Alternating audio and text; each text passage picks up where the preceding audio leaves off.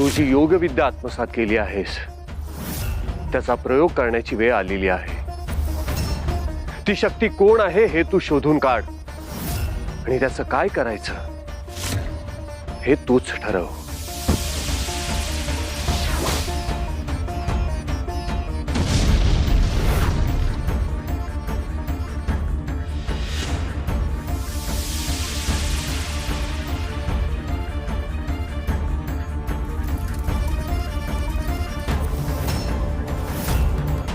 मी त्यांना पाहिलं, तेच मला खिसून घेत आहेत। शाबास जगदंबा, आता त्या शक्तीचं काय करायचं हे तू ठरव।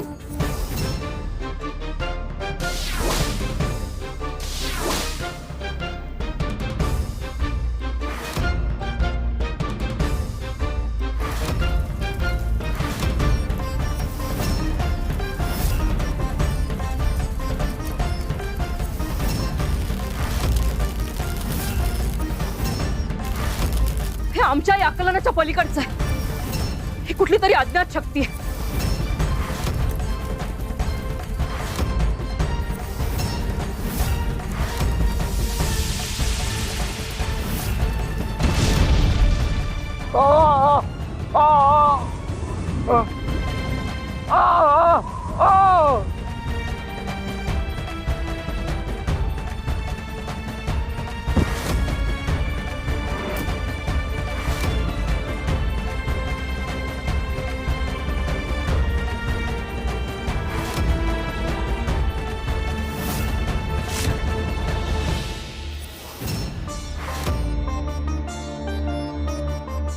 क्षमा देवी, क्षमा। महादेव, साक्षात आपण म्हणजे हे सगळं? नाही, हे आम्ही केलेलं नाही। ही जगदंबाची कामगिरी। शुक्राचार्यांना त्यांच्याच आज्ञातून खेचून आणणारी आमची ही शिष्या जगदंबा।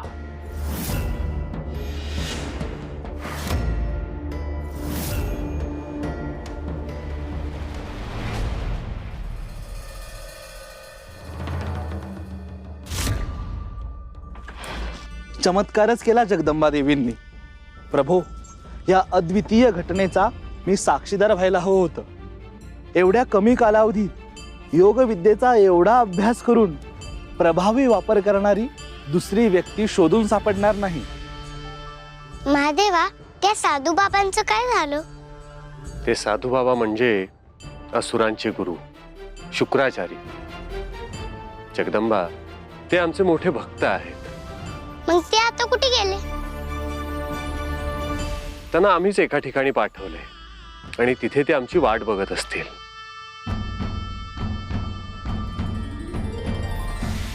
आम्हाला त्यांना भेटून त्यांच्याशी सविस्तर चर्चा करायची आहे। काही जुन्या गोष्टी आहेत, त्याबद्दलही त्यांच्याकडून उत्तर हवी आहेत। कशी आहेस पुरी? मी छान आहे, तुम्ही कसं आहेत आजोबा? बघा किती गोड बोलते हो पोरगी। काय तिचं रूप, काय तिचं बोलणं, अगदी देवी आईचाच भास होतोय बघा हिच्याकडे बघितल्यावर। तू गावात आलीस काय आणि आता परत निघालीस काय? तुझ्या संग वेळ घालवायला भेटलाच नाही बघ। होय तर ही गावात आल्यापासून गावात एकदम चैतन्य आले। काम करा बी उत्साह लय वाढलेला।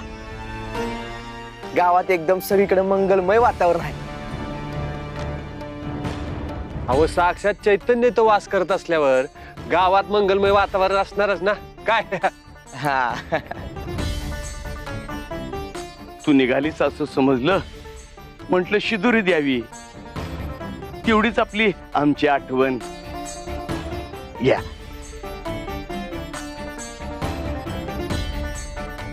आजोबा, मला बी हे गाव खूप आवडलं। परत येईन मी इथे। अरे वा वा, द्या वचन। दिले वचन।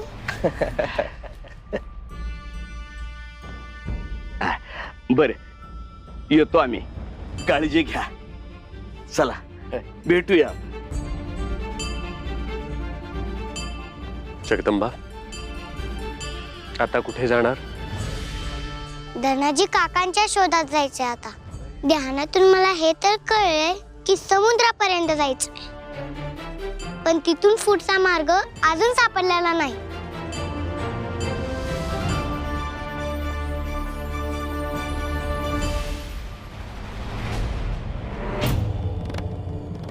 दितिमाता, दैत्यगुरु शुक्राचार्य असे यज्ञात नाहीसे होणं ही अकल्पित आणि अनाकलनीय घटना आहे. दितिमाता, यज्ञात कुठे गेले असतील? दितिमाता, आपण त्यांचा शोध घ्यायला हवा. तुझी शक्ती अफाट.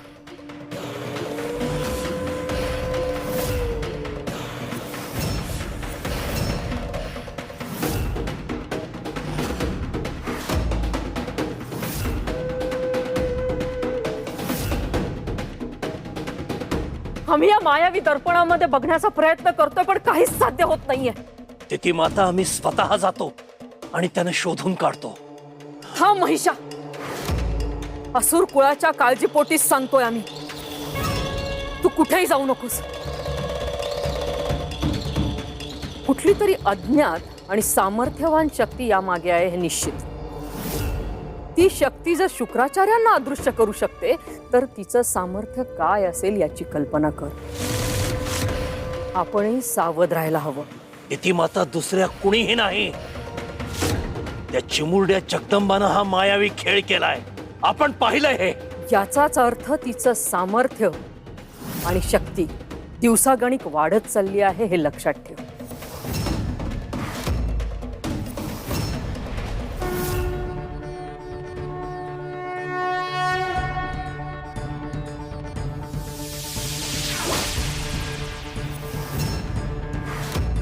महादेवा, क्षमा करा.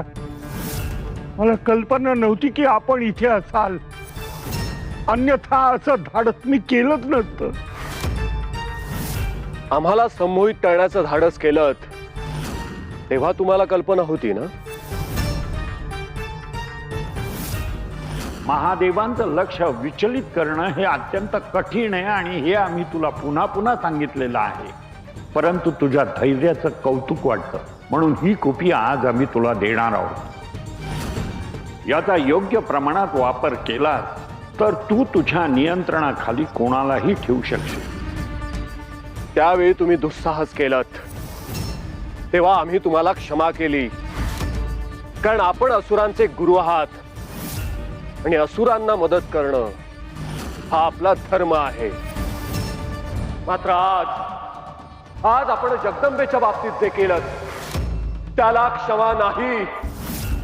आपल्याला शासन हे व्हायला हवं. एवढा मोठा आवाज आला इथून.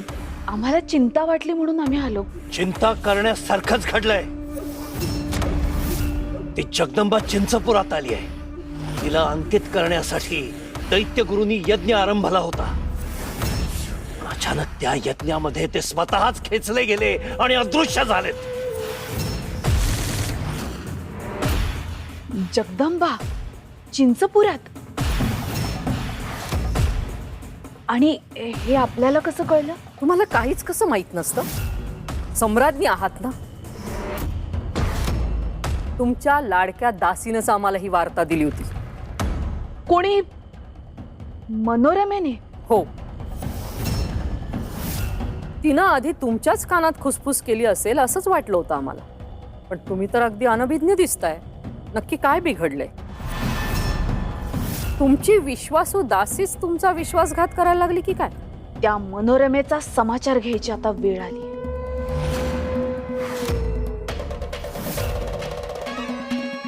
त्या महामूर्ख दासीला आता शुंभात शिक्षा करेल.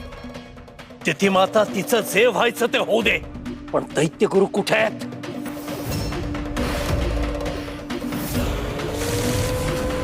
महादेवा, क्षमा करा.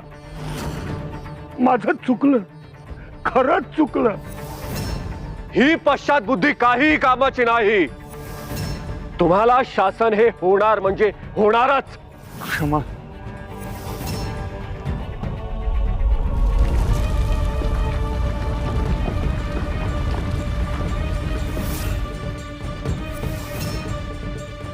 थांबा महादेवा, थांबा. मी असं वागण्यामागचं कारण तरी जाणून घ्या आपण. मला कारण सांगायचंय.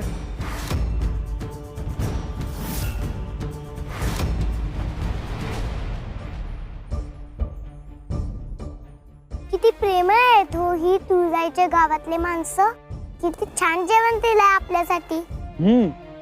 खरंच अतिशय रुचकर आणि अप्रतिम आहे हे जेवण. तुमचं पोट भरलं ना? म्हणजे काय, मी आधीच माझ्यासाठी एक मोठा वाटा बाजूला काढून ठेवला होता.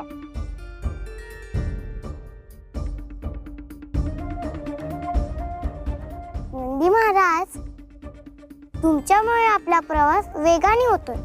मनुष्य रूपात असलात तरी तुमचा वेग काही कमी झालेला नाही. हा सगळा प्रवास तुमच्यामुळे घडलाय, त्याबद्दल तुमचे खूप खूप आभार. हो देवी, आभार कसले मानताय तुम्ही? तुम्ही फक्त आज्ञा करायची, मी ती पाळायची. खरं तर तुम्हाला एवढा सगळा प्रवास घडवता आला, तुमचा सहवास लाभला, हे माझंच भाग्य आहे. आणि त्या निमित्तानं तुम्हाला तुमच्या लाडक्या महादेवांचं दर्शन सुद्धा घडलं, म्हणून जास्त आनंदी दिसते स्वारी की नाही? देवी, आता तुम्ही देखील थट्टा करा हा माझी.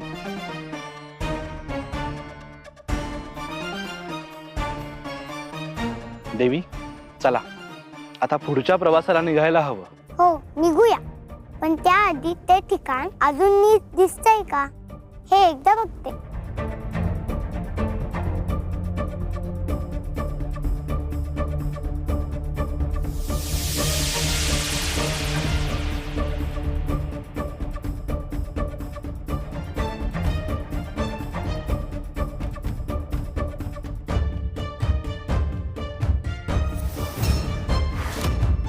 सापडले, धनाजी काका सापडले. आता उशीर करायला नको, चला लगेच निघूया. हो देवी. बोला दैत्यगुरु, काय कारण आहे? असुर कुळाचा उद्धार. केवळ असुर कुळाच्या भल्यासाठीच मी हे केलंय महादेवा.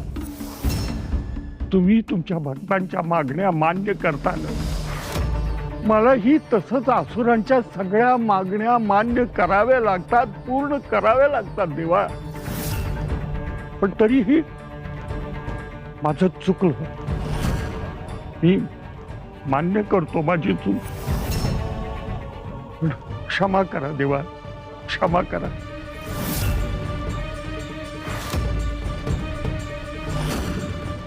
देवा, तुम्ही माझे गुरु आहात. मला शिक्षा करण्याचा अधिकार तुम्हालाच आहे. फक्त तुम्ही द्याल ती शिक्षा भोगायला मी तयार आहे. कुठलंही प्रायश्चित्त घ्यायला तयार आहे देवा. पण मी जे केलं त्याच्या पाठीमागील हेतू चांगला होता, एवढंच लक्षात घ्या देवा. हवं तर त्यासाठी एखादं प्रायश्चित्त सुद्धा मी भोगायला तयार आहे महादेवा. देवा, तुम्ही दयाळू आहात, कनवाळू आहात. शिष्यांना त्यांच्या चुकीसाठी प्रायश्चित्त घेण्याची संधी तुम्ही कायम देत आलेला आहात. तुम्ही फक्त आदेश द्या महादेवा. तुमचा हा शिष्य तुमच्या चरणांशी आलेला आहे. माझ्याकडून कोणतीही गोष्ट करून घ्या, मी तयार आहे महादेवा. वा दैत्यगुरु वा. असुरांसोबत राहून तुमच्याही बुद्धीला कपटाचा संसर्ग झालाच तर आम्हाला तुमचे गुरु समजता आणि आमच्याशीच डावपेच. आपण आमची क्षमा मागितलीत तेव्हा काही क्षणासाठी आम्ही भावूक झालो होतो. तुम्हाला क्षमा देखील करणार होतो, परंतु तुम्ही कपटाने भुलवण्याचा प्रयत्न केलात. तिथेच चुकलात. तुम्हाला शासन हे होणार म्हणजे होणारच.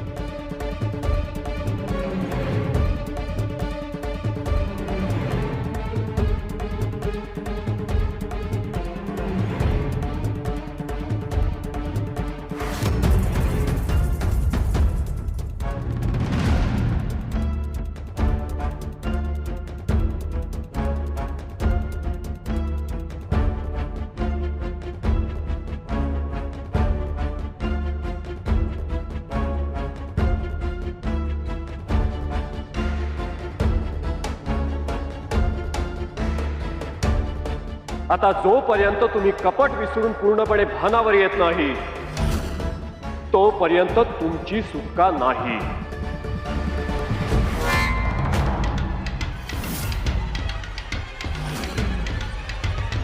असुर सम्राज्ञींचा मेल्या संपल्या तुझ्या असुर सम्राज्ञी. तू आमचा विनाश करण्याचं कारस्थान करतीयस.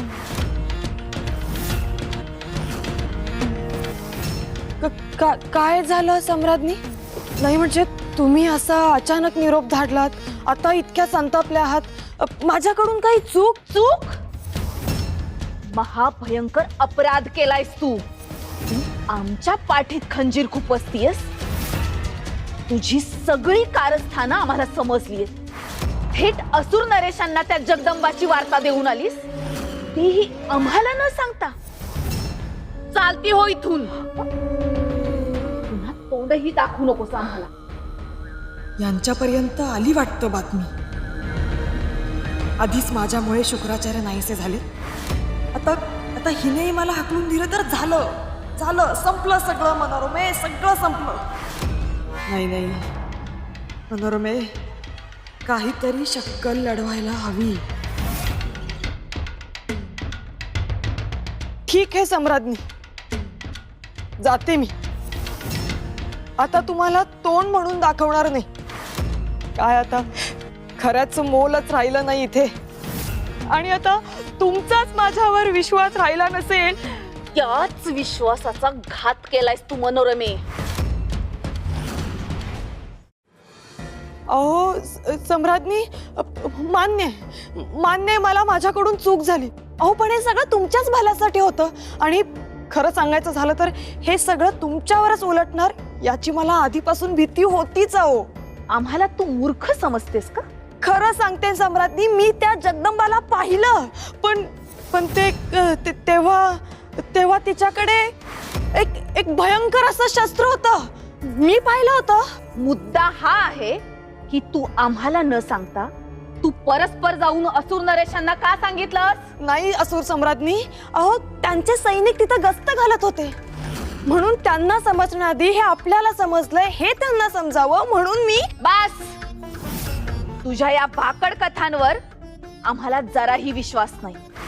या राजमहालात स्वतःची जागा अबाधित ठेवण्यासाठी हा तुझा आटापिटा चाललाय हे लक्षात आलंय आमच्या. आम्ही असुर सम्राज्ञी आहोत. आता तुला तुझी जागा दाखवायलाच हवी.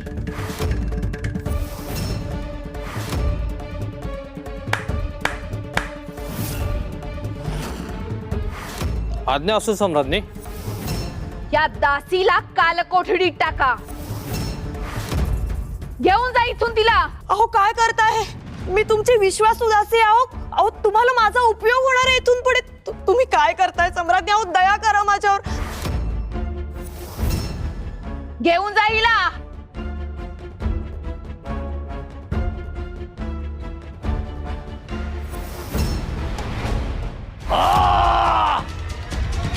तिथी माता, ही तुळजा हाताशी लागली म्हणता म्हणता ती पुन्हा लांब जाते. तिथी माता आणि हा अहंकारी मदराज, हा नरेशांचा विजय असतो. तुम्हाला माझा अभिमान वाटेल अशी आनंद वार्ता घेऊन आलोय असुर नरेश. आता केवळ हाताच्या बोटावर मोजण्या इतकी घरं सोडली तर संपूर्ण भिंगार गाव माझा गुलाम झालाय.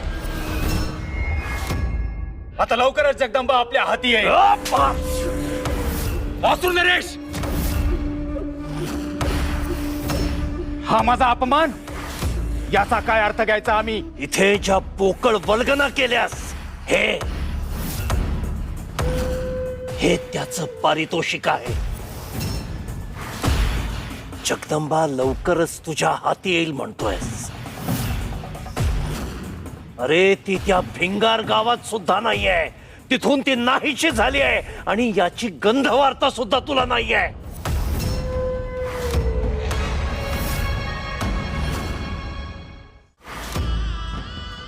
नंदी महाराज, हेच ते मी योग विद्येचा वापर करून पाहिलेलं घर. धनाजी काका इथेच असतील. पण देवी, आत घुसणं एवढं सोपं असणार नाही. आत सापळे रचलेले असू शकतात. असुर सैनिक पहाऱ्यावर नेमलेले असू शकतात. असुरांचा सामना करता येईल नंदी महाराज. मला काळजी एवढीच आहे की धनाजी काकांना त्रास तर दिला जात नसेल ना, त्यांचा छळ तर होत नसेल ना. देवी, याआधी मायाने कदमबाबांना ज्यावेळी बंदी बनवलं होतं तेव्हा त्यांना फार यातना झाल्या होत्या. होय, सामान्य माणसांना यातना देण्यासाठी महिषासुराने हे रिपू आणले. त्यांना त्रास देऊनच त्याला माझ्यापर्यंत पोचायचे. पण मी ते होऊ देणार नाही. आपण धनाजी काकांना सगळ्या त्रासातून बाहेर काढू. मी कुणालाही घाबरत नाही.